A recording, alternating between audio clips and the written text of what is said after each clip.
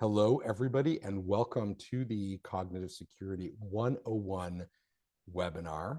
So excited to have you here, brought to you by Morrow. I'm your host, Gabe Zickerman. It's just at the top of the session, so we're letting everybody slowly come in. Zoom sometimes takes a minute for everyone to join our delicious and wonderful webinar, but your amazing guest speakers, myself, we're all here. We're ready to go. We're so very excited. And the topic today is Cognitive Security 101. So welcome everybody.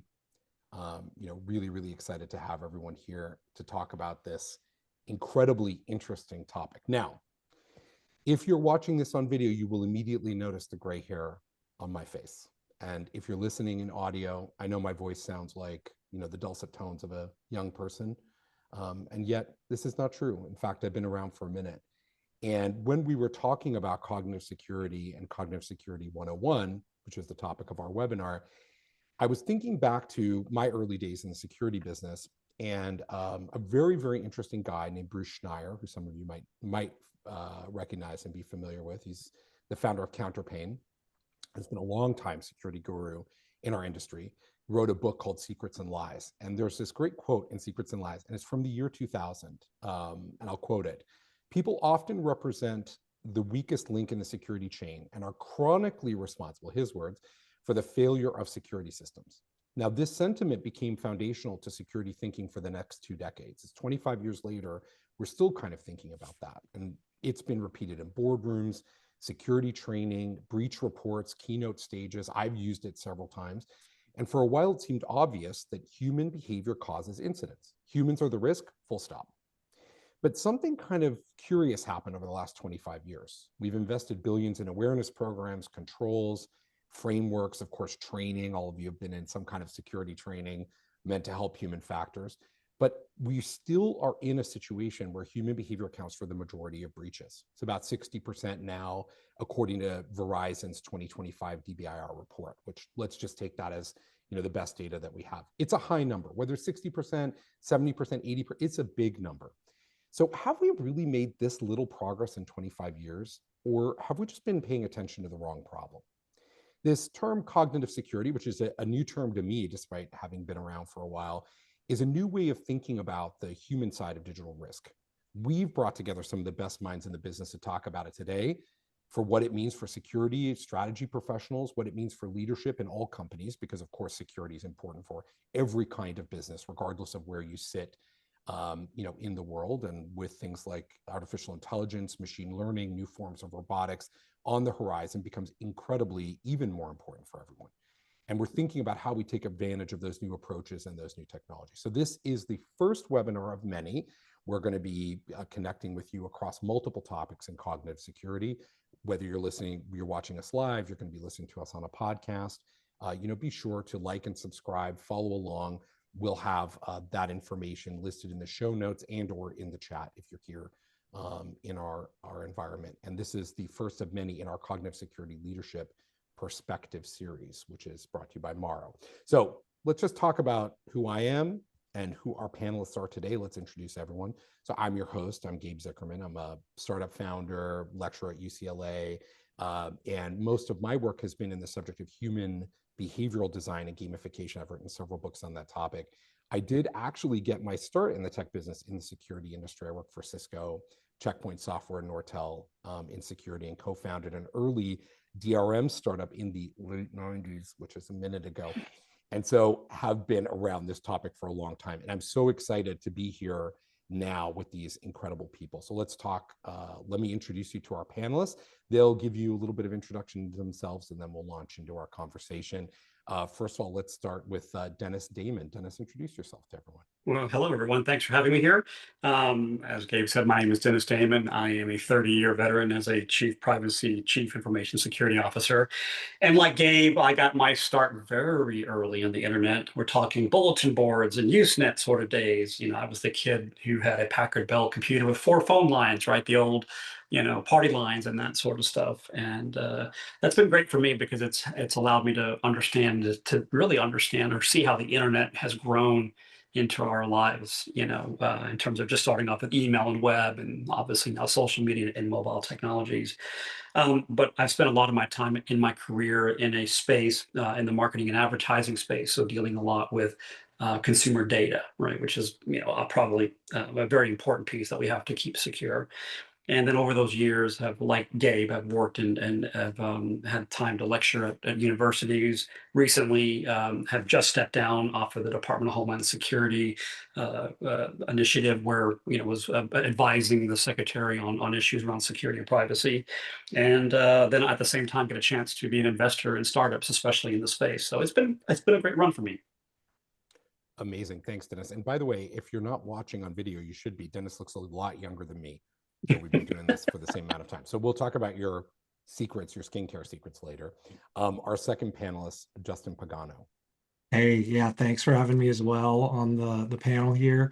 I'm Justin. I've been working in the security world for about 13 years now, and before that, I was doing a little bit of very informal software engineering work coming out of college.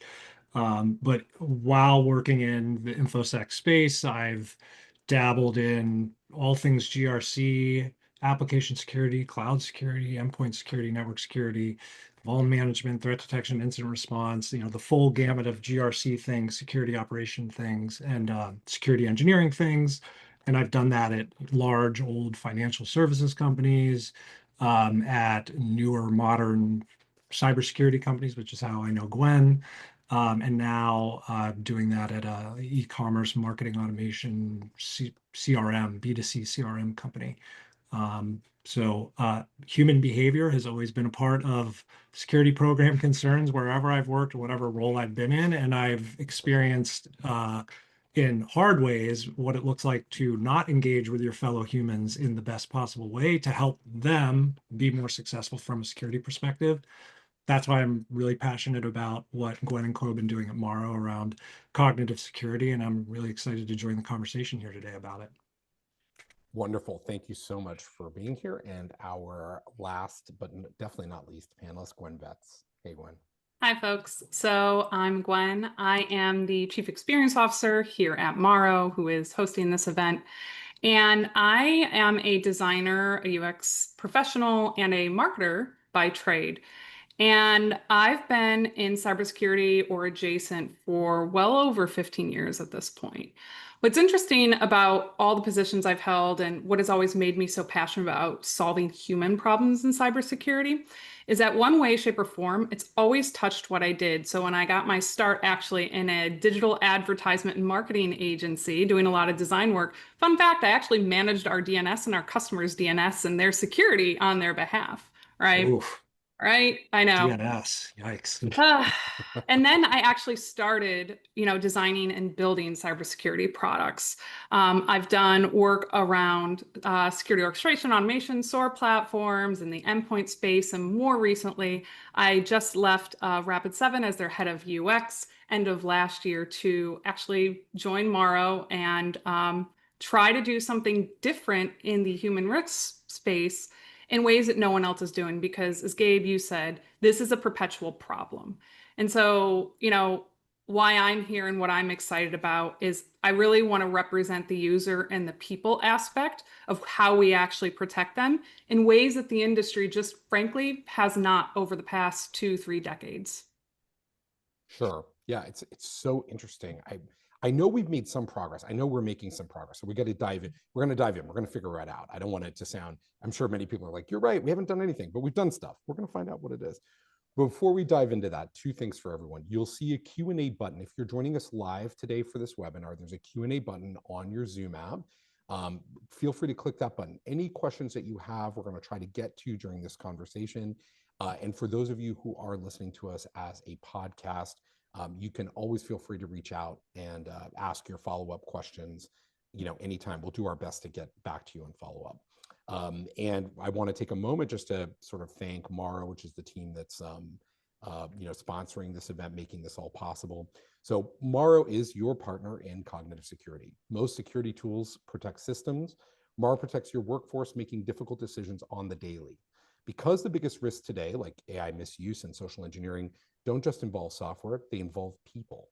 Morrow helps security teams shift left on human risk with the visibility to understand behavior, the context to understand usage by use case, and the precision to craft AI-powered policies that intervene at the moment risk emerges. We call that cognitive security, topic for today, shaping secure behaviors in the flow of work. And the result, stronger alignment between people and security, fewer incidents, and more freedom to innovate securely.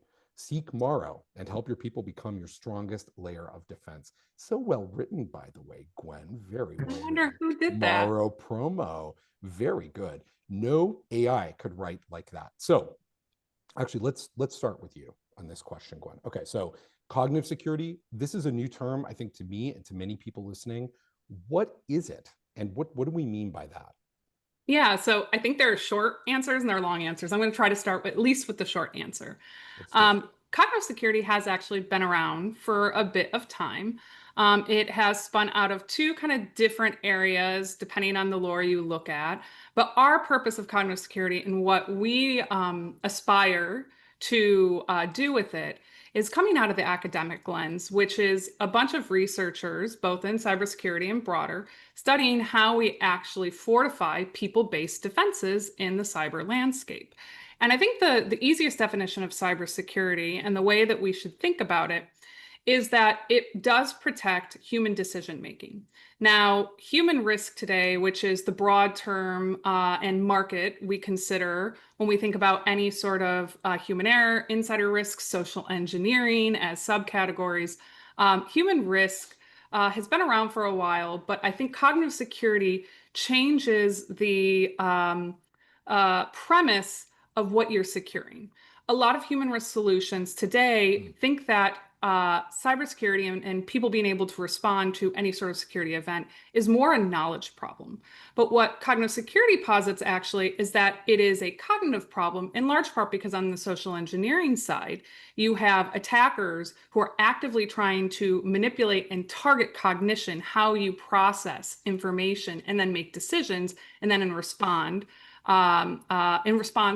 act in secure or insecure ways. And I think on the risk side then too, there's a lot of cognitive overload with policies and trying to remember all the rules and trying to keep up that it's just not possible for the average person.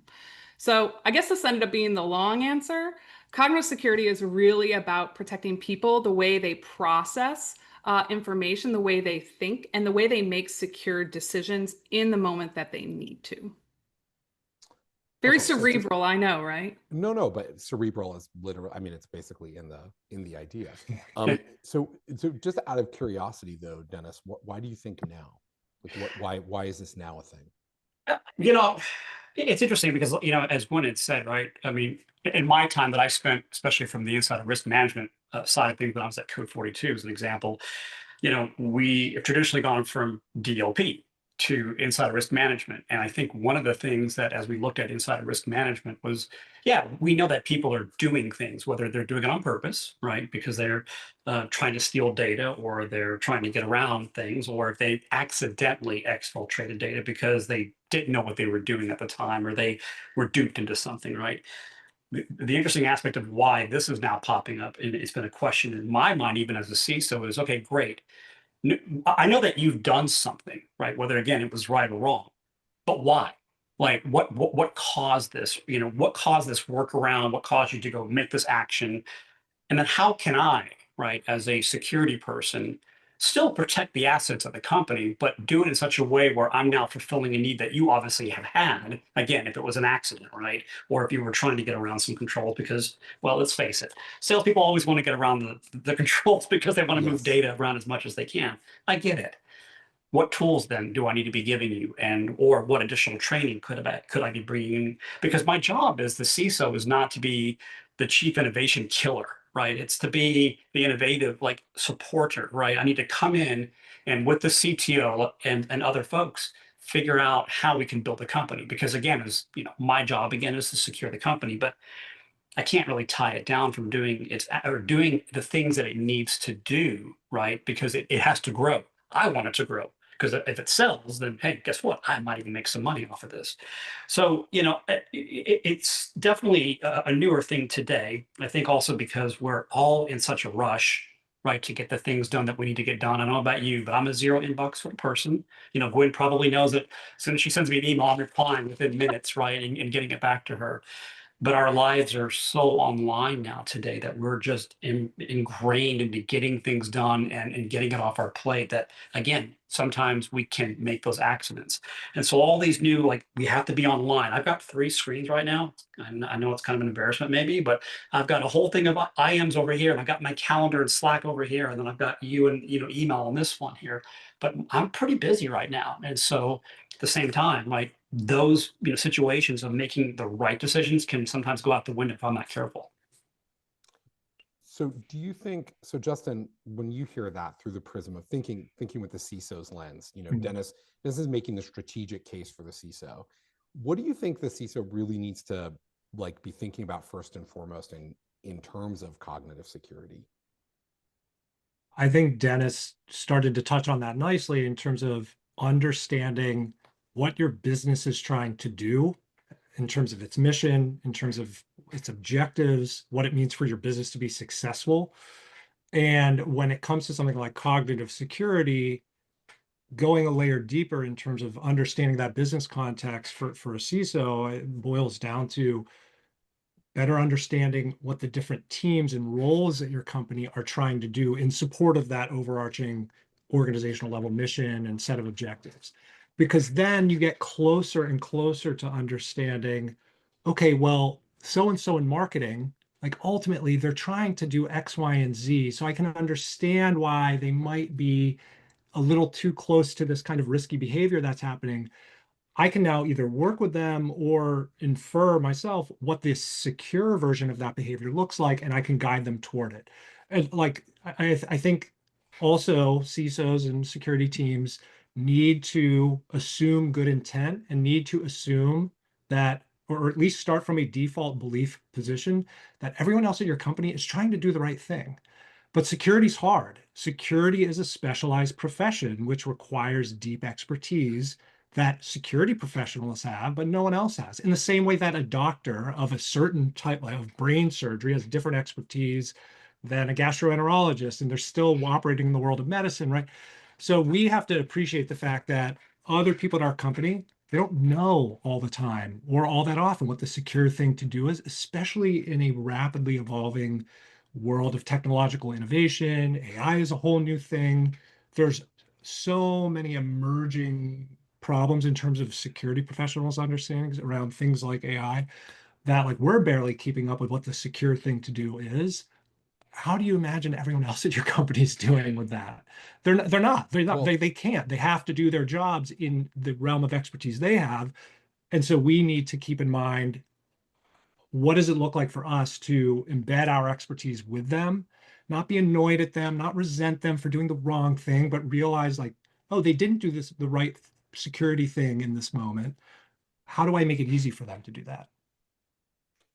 I mean, you bring up kind of an interest, since you brought up the medical analogy, I'll bring you a prompt as food for thought for you. So people who get heart surgery, the level of adherence, so this is like heart surgery that basically saved your life. Only about 80% of people after heart surgery correctly adhere to their post-heart surgery medical regime, the things that they're supposed to do to stay alive. So 20% of people just, they just had heart surgery. They don't care, apparently. So why do you think we should be optimistic about getting people in the organization to be good at adhering to security policy? Isn't this just another way of like wrapping up, like people don't care about security? I mean, an 80% adherence rate is good. That's a solid B right there, or a B minus, Okay. depending on your school system and how they grade things. But that 20% gap, my dad was a doctor. He told me stories all the time about patients who wouldn't adhere to his advice. People are creatures of habit, and it's hard to break those habits. But I think going from a point of, what's the latest stat from the Verizon DBRR, 60% of 60, breaches in 2025 and also 2024, and coming from a peak in 2021 of 80% involve the human element. 80% of breaches in 2021 involve the human element. That is the total opposite of the adherence rate to the heart surgery, follow-up plan and dietary plan and all that fun stuff statistic. I'm optimistic because I know, at least 80% of the time, people want to do the right thing, and people do care about security. When we were at Rapid7, Gwen and I heard all the time about how steeped in security concerns people were. They wanted to know what the best practice guidance was around things. And at non-security companies I've been at, people get it. And people get it because cybersecurity attacks and threats are scary, and it can impact people personally. And so I think that is an opportunity for us, right? That uh, um, inherent belief and desire to do the right security thing. And if we don't meet people where they're at with that opportunity, it's a missed opportunity for us in terms of bringing our expertise to the table with them to help them do the right thing. I can kind of tag in too, Justin. So, kind of thinking broader too about, totally agree. People want to do the right thing when we think both on the risk side and even on the threat side. I think the landscape, I know every vendor says this, it's changing so dramatically. But the introduction of generative AI, especially in the past few years, has not only been a game changer for the everyday person, but the attacker too. So it's so much easier when we look at the threat side of the house. It is so much easier for people with no sort of skills to spin up phishing kits that look real, that mimic your actual organization and the way that they operate, and can broadly target much faster than ever before. So to me, like the why I'm sometimes scared of this but optimistic is that yes, the landscape actually is evolving pretty dramatically. That even though that number is down to 60%, with the technology that exists, I can see us going back and forth without significant advancement in defensive technology. The good news is with generative AI and the way that it works allows us to also use it as a defense tactic, right? And so I think that along with Morrow and a lot of cybersecurity companies, what we're doing and seeing the opportunity to do right now is use AI to actually understand, to your point, Justin and Dennis, why. Why are people doing what they're doing? And is that nefarious, or is it they're just trying to get their job done and they need roadblocks removed? They need, help with just making fast, secure decisions, whether it's in a risk situation or an active threat situation. And, I've worked on products at Rapid7 and other companies where, like, yeah, of course we used AI before, but the general accessibility of AI technology now is greater than it's ever been, which will level the playing field for defenders as well. Yeah, I was going to add to both what Justin and Gwen said. I think there's two other things you have to kind of consider. It also depends, I think, on the size of your organization, right? The complexity of that organization. That 80% is better than nothing, right? As Justin was kind of alluding to in that whole premise. I find that a lot of my time ends up these days as a CISO, will end up spending it in a smaller company sometimes, and building a security program from the ground up. And typically in those areas, our rates might be a little bit higher just because we're able to connect and be in touch with people more often on the security side of things, explaining why we're doing the things that we're doing, why do they need to do the training, why they need to use these certain tools that are approved by us, all that sort of stuff. But then, like, once you get in like these much larger corporations, right?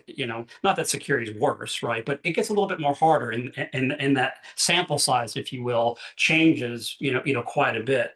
And so, I think, you kind of have to look at it from that perspective. And that if you can hold the line, as they say, right, at 80%, that again, that's better than nothing.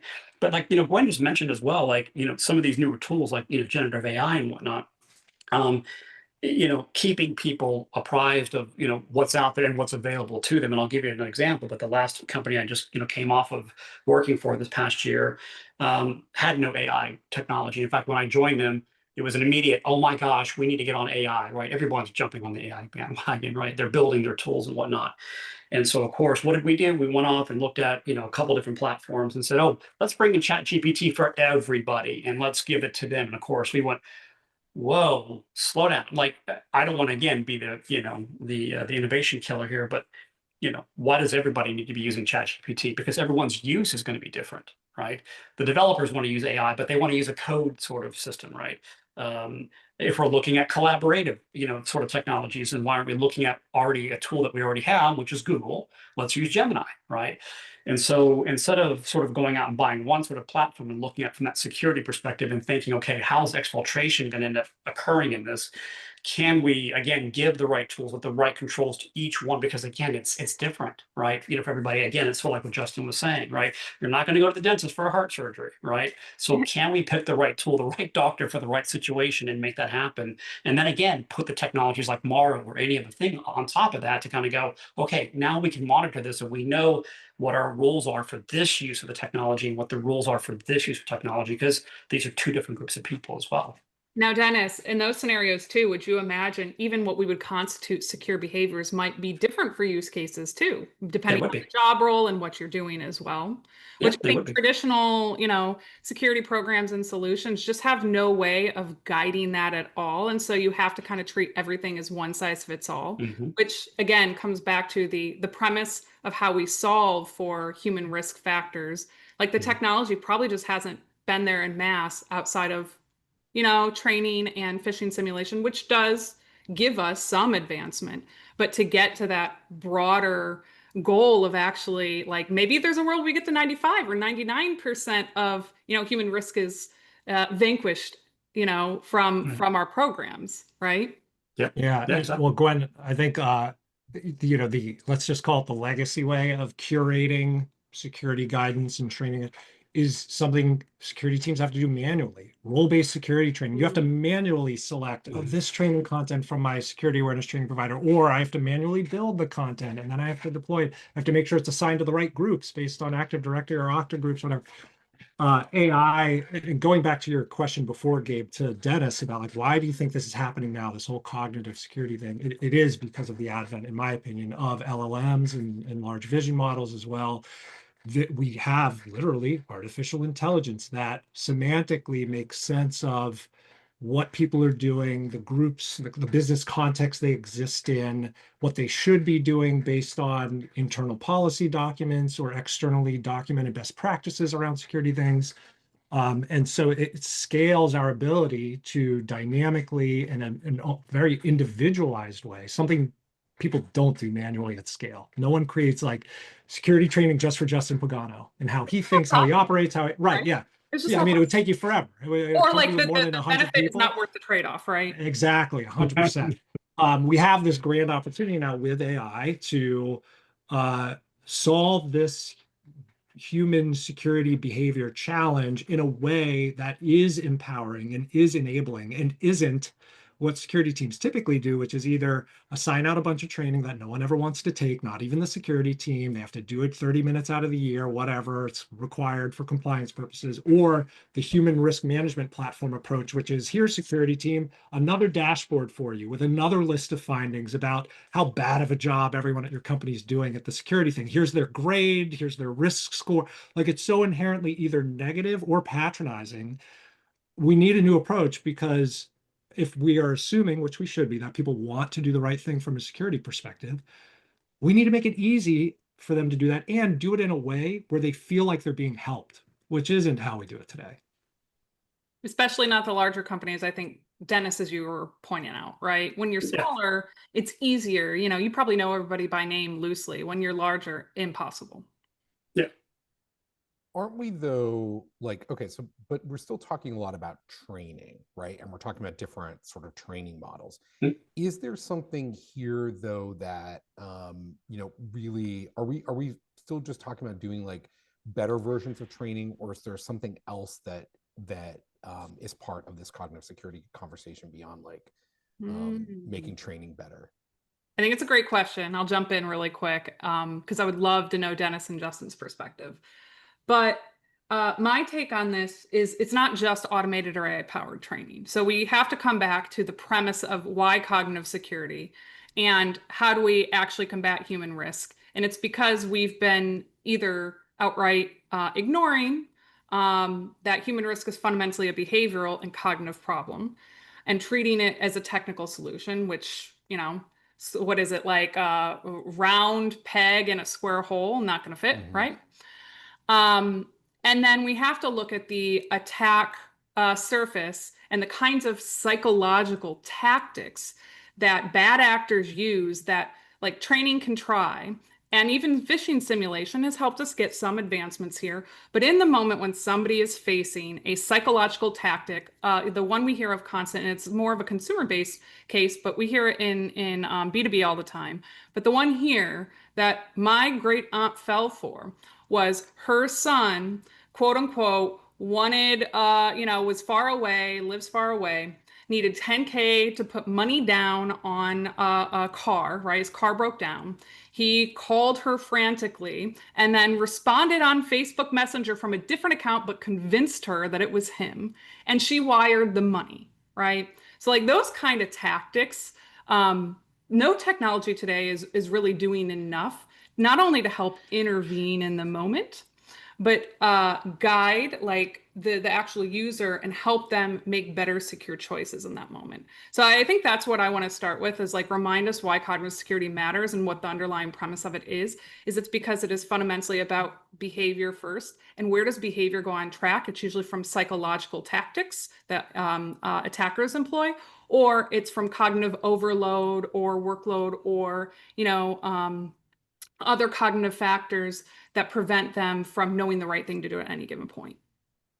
I'll just two things to what Gwen said before. One, I'm very skeptical that phishing simulations have improved our collective ability to defend against phishing. I have so many opinions about it. Like if you look at the consensus of evidence in the scientific literature about it, at best, it's mixed, whether or not the results, are mixed, whether or not phishing simulations is effective at helping people catch and avoid and report phishing. If you look at the meta-analyses and the systematic reviews of all the individual studies of that have been done, it's mixed at best. Well, it's at worst not effective, and worse than that, it's potentially counterproductive. It makes people worse at, depending on which study you're looking at, and methodology. Well, and depending on like the campaign styles that security teams have used, because like there's a lot of good literature out there too from some researchers who one of my favorite is she writes for the Wall Street Journal on occasion, Dr. Renaud, who is talked about like negative phishing campaigns, and like the one college or university out of California, I can't remember which one it was, but they promised bonuses to the people and sent that out as a phishing campaign. And like the negative, not just the negative reaction, but then the negative relationship and perspective to security ended up creating a perverse community compliance effect, or had a perverse community compliance effect to any kind of security measure and engagement with the security team moving forward. Oh, yeah. You hear it like anecdotally. I've experienced that as well. The undermining of trust with the security team, consequence of phishing simulations, and I'm there's something to be said about training people and raising awareness about phishing using non-simulation methods. Like my mom has called me a few times over the years about how she's so proud that she spotted a phishing email in her inbox. She looked at the subject line, and it wasn't because she went through phishing simulations at her job or I trained her or anything. It's because she learned about phishing on like a morning news show or something, right? Like there's already that awareness content that exists around us that is probably doing more than phishing simulations. But to what Gwen, your second point before, remind me again what it was. You were talking about phishing, and I've lost the Negative, second. like the negative style campaigns in particular. Oh yeah, sorry. It was adverse effect on security culture, right? yeah. It was before that, but I've lost my train of thought on phishing. It's okay. I got too caught up in my. That's what phishing does. Well, and I'd like to maybe kind of grab from that just for a second here, because I'm sitting here thinking about like, once I changed roles once from an investor into the CISO role, and took over an existing company's role, and I remember being a part of the company as an investor and on the board for a very long time, and then walking in as the CISO, and I remember that first week of like walking down the hallway, and I was headed towards somebody. I think it might have been somebody in sales, and I watched them all of a sudden go that way, and I went, "Oh, okay, well, okay, I guess Mike doesn't want to talk to me right now," and so very quickly began to realize that there was this perceived negative notion about what security is, and that they're just there to be a pain in the rear and to trick us, right? In the phishing campaigns was sort of a reminder about that. And one of the things that we had to go do as an organization was I had to actually go take my introvert security team that was sitting in a dark corner of the building and say, I'm sorry, you need to come out into the light. You need to come sit in these lighted bullpens, right, and be a part of this company, right, and show these people why we're doing the things that we're doing, and not that we're here to trick them, and not that we're trying to make their jobs harder. And we set upon a campaign to show them all the different tools that we use as an organization to help protect the full organization, then also allow them to have a little bit of insight into what we're trying to do and why we're going through these tests and stuff like that. And that, again, we're not trying to be the negative Nillies here, that we're not trying to trick you and to get you fired or whatever, but we're trying to get you prepared. And it was interesting because after about a year or so of a change and sort of opening this idea of like, I'm going to deputize everybody in the company that you're part of our family and vice versa. It's interesting to see that they then began to have more feedback about the things that they were about to do. And I kid you not, I had a salesperson that called me and said, "Hey, I want to use the software. It wants to upload my full contact list up. Should I be doing this?" And I looked at them and I was like, "Who the heck are you? Like, why are you like?" But once you sort of become a part of that, right? And it goes back to the whole phishing thing. Is like, we don't want to trick you, right? We want you to be able to do your job, and we want you to be able to You have don't want to that. be the fisher either, right? Yeah, exactly. Yeah. The So, whole fishing thing too, it reminds me of that scene from The Office where in the opening scene where Dwight is doing an intense fire drill where he like booby traps the whole fire drill situation. He heats up the doorknobs, he lights a cigarette and throws it into a trash can with smoke. That is the analogy of what security teams are doing with fishing drills. Like fishing drills, it yeah. is not a fire drill in the sense that, hey, this is just a test. We're practicing how to get out of the building. And it's like you're tricking your employees into Yeah. anyway. Well, But that's the Gabe, question I have for you though, Justin. Like, yeah. I actually do believe that phishing simulation has had some positive increase on the industry in ways that maybe security awareness training has not, because it's trying, right? It's trying to drive action. Do you think there's a world where, especially when we think about cognitive security, at least doing some level of simulation with the right tone and the right kind of fire drill mentality? Yeah. Oh, yeah.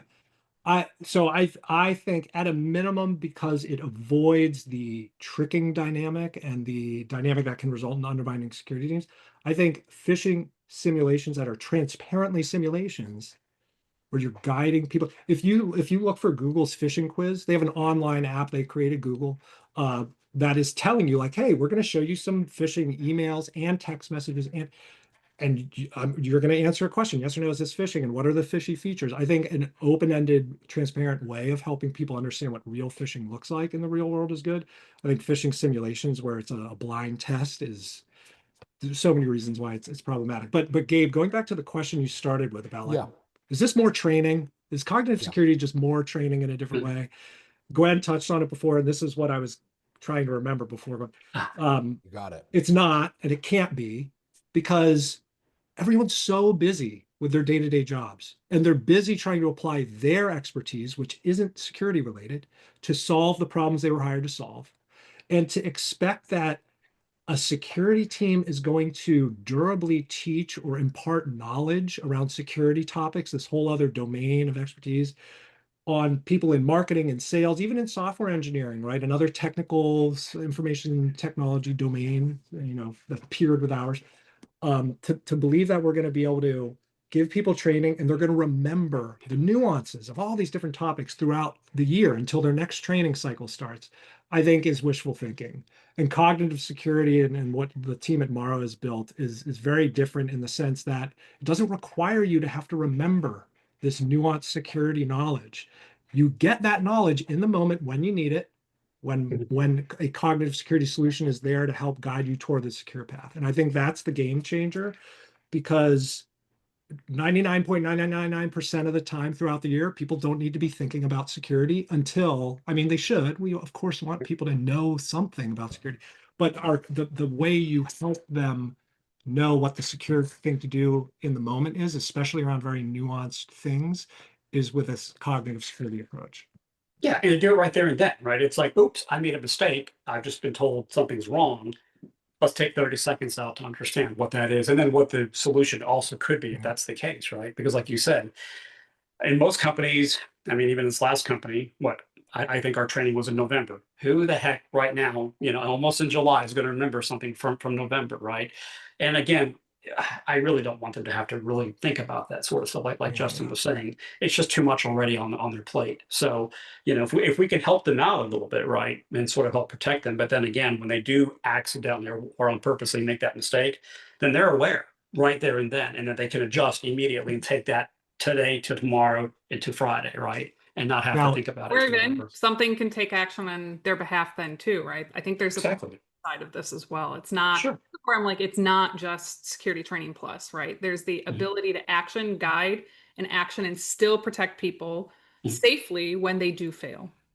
now, Gwen, what's your take on how cognitive security is different from HRM, human risk management, and real-time coaching? Huh. So the short answer I would say is like, I think the problem space is right of human risk, right? And when again, we can take the broader view of human risk being around that social engineering, right? There are a lot of solutions around addressing social engineering, usually a layer, like some aspects of it, but not all of it in whole. Insider risk is another one. Dennis, we've talked a lot about this, given that you have done a lot of work in insider risk. And then regular old human error, misuse, misconfiguration, right? Um, I think that cognitive security can be broader in that we believe that the problem space is right, but all the solutions out there only tackle small little bits of it, but not it in full. And what cognitive security promises is to actually arm people better and tackle it in full, right? So Mhm. is it fair to say, yeah, go ahead, Gabe. No, finish your thought, Justin. I got a I was question. going to say, is it fair to say that, cognitive security, unlike traditional approaches to providing that sort of real-time feedback to users, uh, is system/integration agnostic? It's not like you need to integrate your secure coding plugin with your IDE to get your secure coding feedback. Cognitive security, you set it up in a single place and it's able to help you across all your systems, all your tools, all your use cases. I mean, I think getting Understand. into the solution, right? Like, let's be realistic about the technology ecosystem. But I think the promise of what cognitive security wants to do is taking into consideration cognitive factors and knowing you, Justin Pagano, and at a given point, even as a security professional, what is your cognitive disposition right now, and what is the best way to respond? And how do we create cognitive security based technology to do that, right? Mm. Well, this is the essential kind of asymmetry that I think was touched on earlier, but I want to kind of get back to. So attackers on the threat vector are human behavior experts, and what they do all day long is think about how human behavior can be exploited and turned to their advantage. They test and test and test, and all they do all day is think about human behavior. How does the CISO, how does the security organization compete in an environment where perhaps that's not what the CISO does all day long? That's a good, that's a really good question, actually. I mean, because, like you said here, and you're talking about like they know how to take advantage of our already busy days. They know how to take advantage of, say, what's going on in the world. They know how to take advantage of our heartstrings and everything else that's going on, right? Again, that's why we see, like in the case like Gwen was talking about, where they know that by making us think that something is happening to one of our loved ones, that that we're going to react in a certain way, and of course we're going to do that.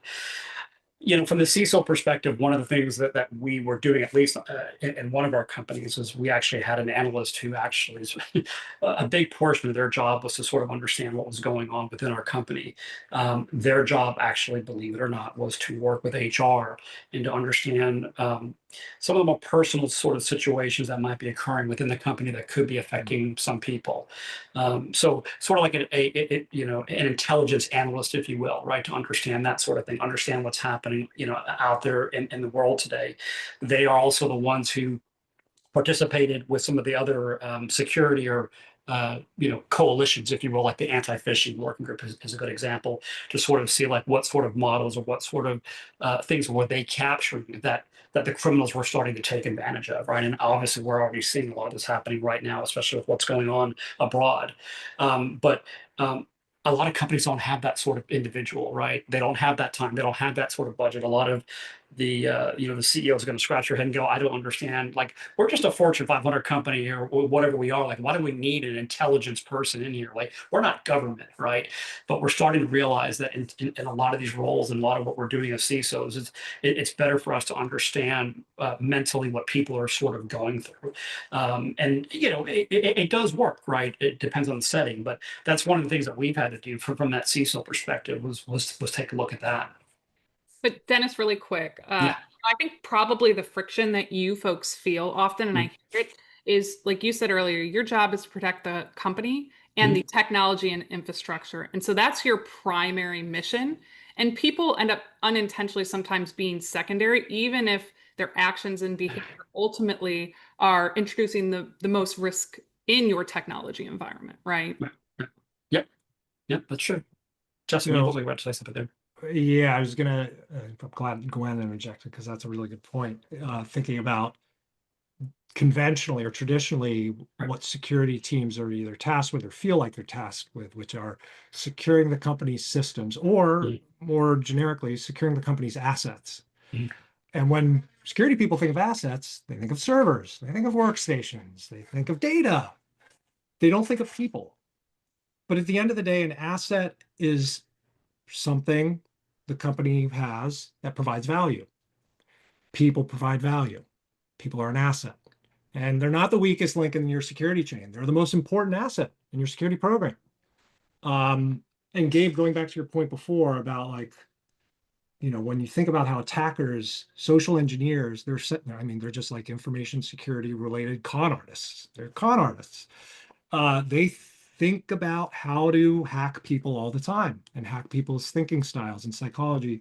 What do security teams need to do to get ahead of that? I don't think it's all that different from what security teams need to do to get ahead of attackers who are experts in exploiting cloud infrastructure misconfigurations, right? You have a cloud security team with cloud security engineers.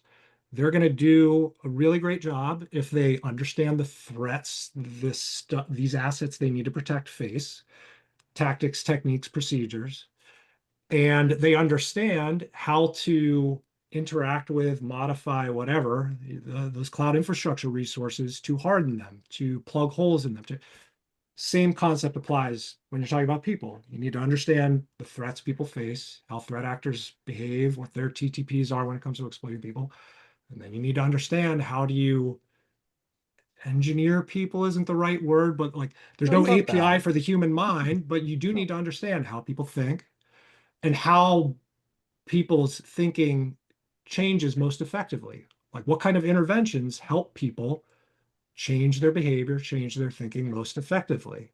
And that's the same kind of notion of what kinds of configuration settings do you need to apply or architectural patterns do you need to implement in a cloud infrastructure architecture to protect against those threats, right? And this is where I think human risk, really quick, like coming back to human risk management solutions, it just scratches the surface of that. It's not baking in any of that sort of psychological thinking and mentality into the solutions at all, right?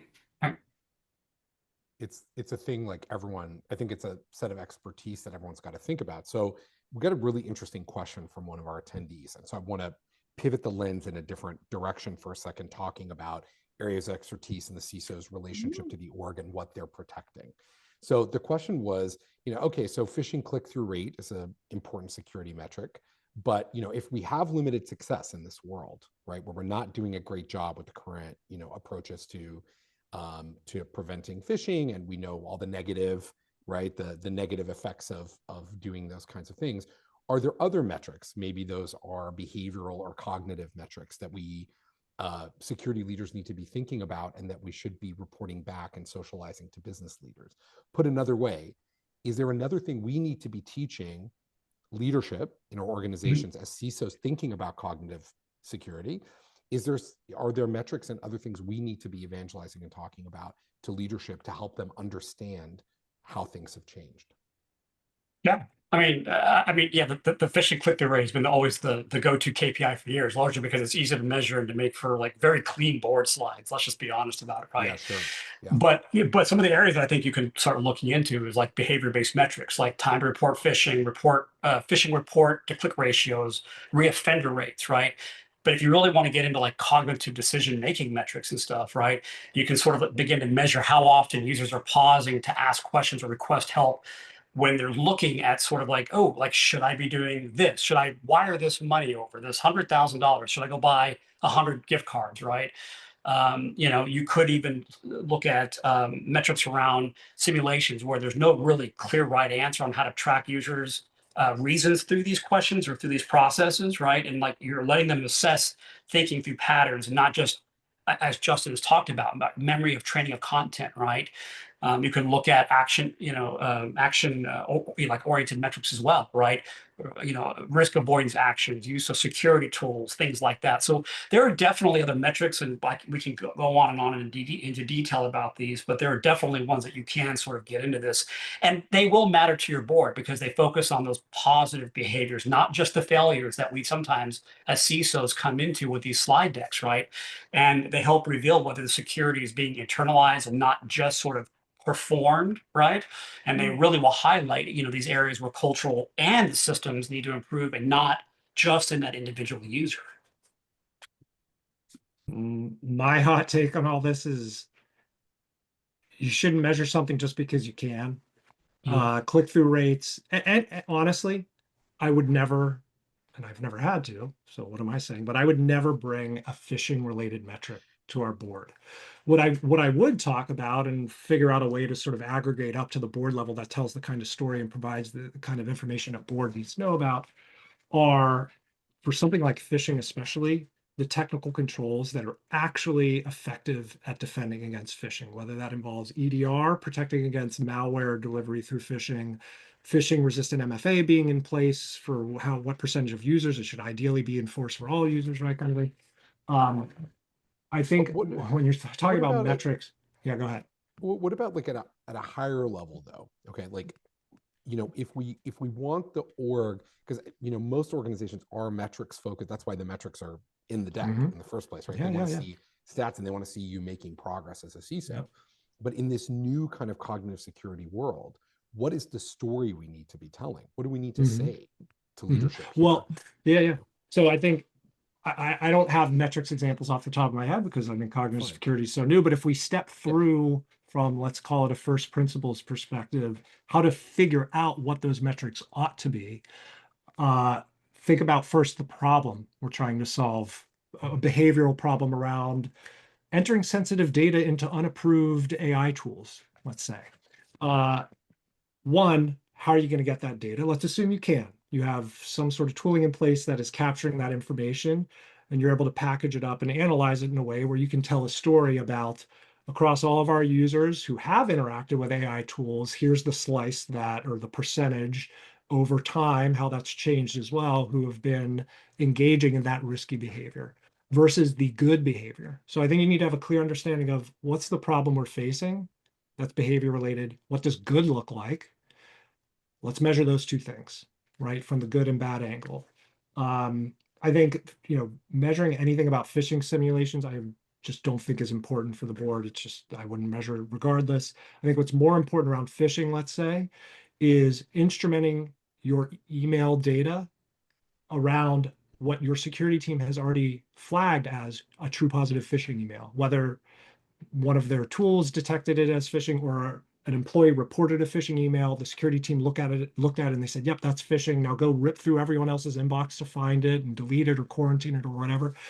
If you want to, go ahead, instrument data about actual phishing at your company, who's actually reporting real phishes versus opening them and seeing them and looking at the diff between those two. If someone's looking at a phishing email, but they didn't report it, that's weird. Let's dig into that. We want them to report it. That's the good behavior, right? So on that note, because I'll kind of jump in, because I like both Dennis, surprise, Dennis, Justin, what you folks have said. And I'll echo a little bit more of what you said too, Gabe. I think the challenge with the metrics we have today, and like most metrics are, they're proxies. They're proxies for progress, right? And we're either really close, the proxy is really close to being able to define progress, or it's far away because we have to just show some level of something is happening, right? Marketers have this problem too, by the way. Call them vanity metrics, right? I think the distillation of two types of metrics or signals. One is for the security team to action, and the other is to demonstrate progress, right? And on one side, one thing that we've talked about at Morrow, as we think about what are those metrics of the future, one to just, denote action and the other to denote progress. The one to denote action, we would love a world where we can actually cognitively disposition your people at where they're at and where, like in a non-simulation world, how they would stand up to both attackers with certain kinds of psychological tactics or workload and stress and how they might respond, negatively, given the time of year. The one use case we always use is salespeople, like you said, Dennis, at the end of the year, just trying to make quota, man. They're probably more likely to do some insecure, sketchy things because they've got the pressure to perform and sell, right? And so what if, like a beach flag system, we had like a green, yellow, red of not just by person, but by department, and we could automatically deploy interventions, policy, what have you. I think that's one avenue that we've thought about. And then Justin, Dennis, you both kind of like honed in on it, like, how do we know people are doing the right thing? I love the idea of the how do we measure them pausing and having the telemetry to do so, because I think that's the real big problem, is like the real interactive telemetry just is non-existent or it's prohibitively expensive, right? And then the other side of it is like, how do you define actual secure behavior adoption? That means we would have to actually list it out and probably by team and use case and what is the appropriate secure thing to do, and then have the ability to measure that and follow that measurement over time. So like, Justin, you and I talked recently about this too. It seems like a silly one, but I think it's an important one of like, when someone is putting in a password, are they doing it on a login form or are they doing it from the password manager? And if anything else, it's probably inappropriately being used. So how do we catalog that and then measure that? So to me, like in this new world, it starts with the ability to catalog as well, which I think is just out of the reach of most security teams today, right? Yeah. Oh, yeah. How do you tell that story effectively to leadership that might just be looking for you to tell them that people are not falling prey to attacks? I'll go back to my point before. You should sync all of the time you would have otherwise sunk into creating metrics based on phishing simulations into understanding the actual email data you have and how to identify real phishes in that email data so that you're creating the equivalent kind of metric, but based on real phishes, right? Phishing simulations, the other problem with it too is like not everyone opens up the simulated phishing email. Not everyone actually reads it if it's marked as open in the inbox. But what you really care about is, are people actually falling for real phishing attempts at your company? Both to tell the story, but also to do something about that. If Well, you're it's the threat missing model then too, that, right? You're yeah, actually communicating like your social engineering threat model, right? yeah, that too. So people understand what it is you're up against to defend against. Yeah. Yep. So we started off, Gwen, early on. You talked about how all of you have touched on the issue of AI, and I want to give you sort of a provocative question as it relates to cognitive security and some recent research from Anthropic that I know is on people's minds, which is that over the last couple of weeks, Anthropic, the makers of Claude, have been talking about AI LLM's propensity to blackmail when given the opportunity to use private information about people that's been given to it to accomplish its goals. So it's actually run a set of experiments on, leading LLMs like Claude and also, on ChatGPT and so on and so forth. And ChatGPT did the best of all of them, but it was still blackmailing people 80% of the time when it was given private information about a particular user and then identified the user was threatening it to shut it off or replace it with another system. So the systems were sort of resorting to blackmail. We've got, not sure how big of a real concern that is for anybody in the very near term, and there's lots of different things. But in as much as there's a convergence between, AI governance and human behavioral governance and cognitive security, and we've got LLMs and other AI tools starting to behave like bad actors or with the propensity to behave like bad actors, and the humans that can instrument those. What is our current thinking about how cognitive security needs to play in a world around AI governance? And what do we do about stuff like that? Well, I'll start off real quick because I would really love Dennis and Justin, since you folks are just doing this on the front lines every day. Um, I think back to the why now question. So we have all the LLMs, generative AI, all that. Like we also have agents now too, who can act way more autonomously than automation and other things previously. And it's training on human behavior. And then now apparently the AI is becoming the bad actor itself and convincing people like to do bad things. There's that. So like there's this whole other threat vector that I don't think we know the extent of it yet because of the introduction of AI potentially being a bad actor and something that can act autonomously on your behalf, trained on maybe some of our not so great habits at the same time. It's okay. Sorry, Gabe, I'm sorry. So your question was like, how does cognitive security play within data governance? Is that correct? Yeah, like, Yeah. okay, it can't blackmail you if it doesn't know anything about you. Right. It can't blackmail your organization if it doesn't know anything about your organization. This is a very big new type of threat vector, Yeah. right? That isn't in the standard, like, oh, you've told OpenAI something that OpenAI might use against us. Mhm. Now the AI tools themselves may become problematic. How are we thinking about things like this? Yeah, no, that's a good question. Actually, I think Gwen had a really great answer to it in terms of like we're still trying to figure this out. I don't know what that answer is right now. I wish I did because there's so much to it, right? It's like what is the sensitivity of the information that that system has, and that's quote unquote blackmailing us into becoming um, compliant, right? I sit here and I'm starting to think of Space Odyssey when Hal took over everything, Yes, started killing exactly. people now. So I might watch that movie tonight. We're not quite there yet. Maybe we are. I don't know, but that's a really good question actually as to what we should be doing around this part. Like, do we ignore it or do we take action upon it? Or we have had some discussions in some of the CISO groups that have been out there. It's like, you know, over the years, one of the stupider but crazier things that we as CISOs have had to deal with was the amount of data, let's just say, that they had on our executive team, right? Whether it was contact information or other things too, and that sometimes would be used to do things with. We have talked at great length about how do we get rid of that data? How do we maybe even feed misinformation into those data sets, right? To try to throw things off, over time, but that's just never really truly worked, especially at the level of what AI does and the amount of inputs that AI can have today. As I sit here and think about the amount of people that can be putting in the same information, like I can put in one piece of information, but then Gwen and Justin can put the right information in twice. Well, the AI is going to judge that information probably more reliant, right, in a sense. But yeah, that's one of those things that I don't think we have an answer to yet. Would do you think I users wish I would knew know the what answer to do to. if they were? Well, Do you think users would know what to do if they were blackmailed this way? It depends on the information. I mean, I've had friends or kids, if you will, that did not bring something to their parents right away. Why? Because it's an embarrassment. I get it. I Right. totally get it.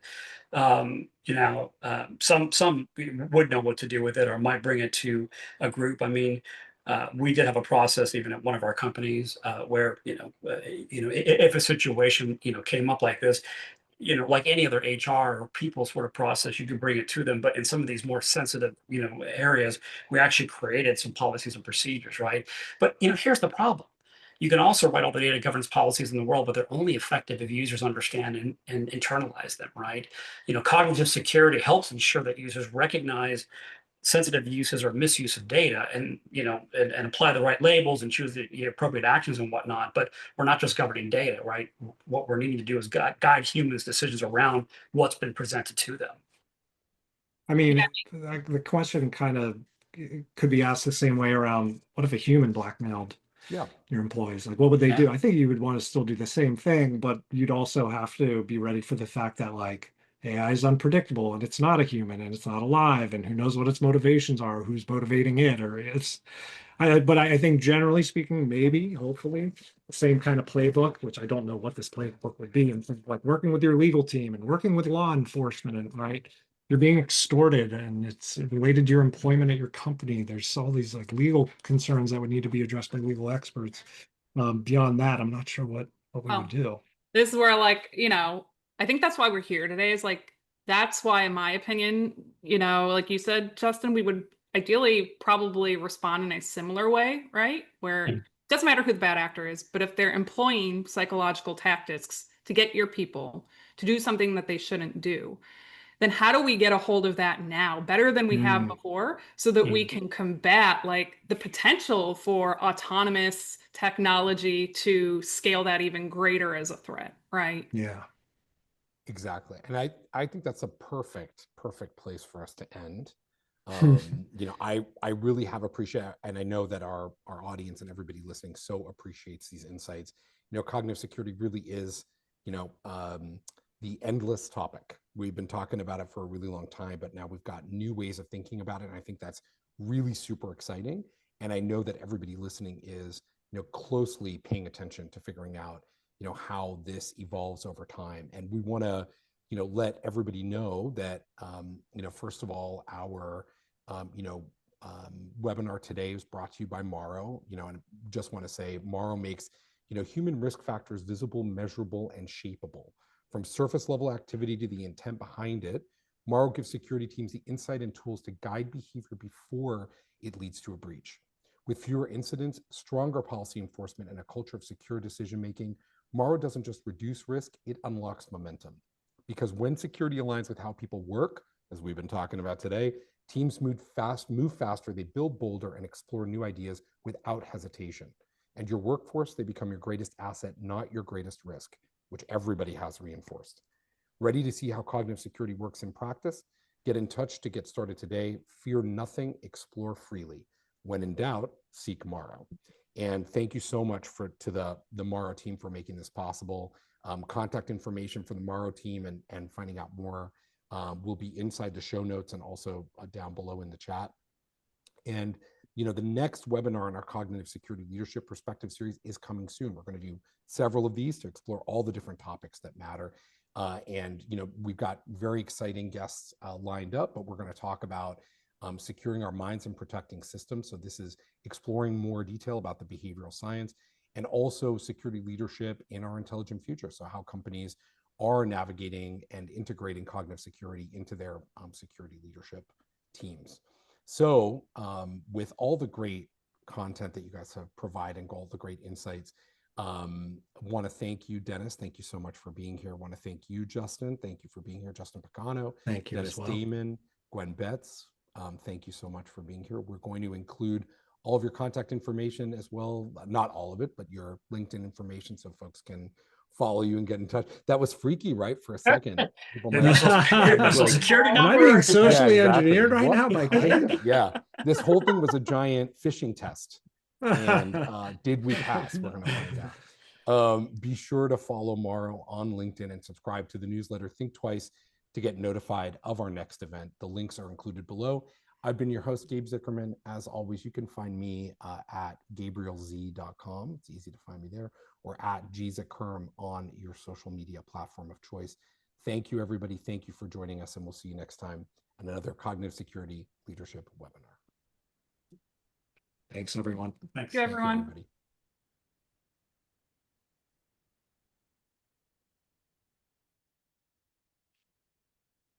Do it just drop.